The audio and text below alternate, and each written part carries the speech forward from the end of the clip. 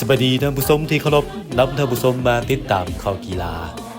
ผู้พาจันทวงศ์นักเทนนิสดาวเด่นทีมชาติลาวดีใจอย่างยิ่งที่สามารถคว้า3แชมป์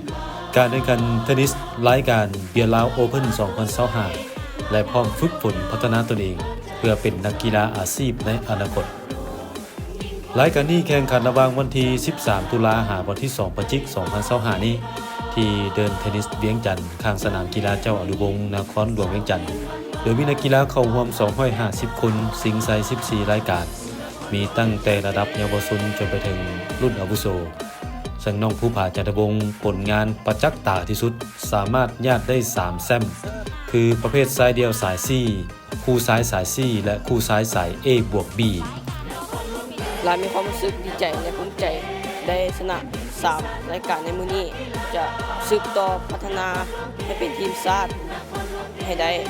เล่นได้5ปีแล้วแข่งรายการ ITF และ ATF อยู่ศรีลังกาได้ประสบการณ์และ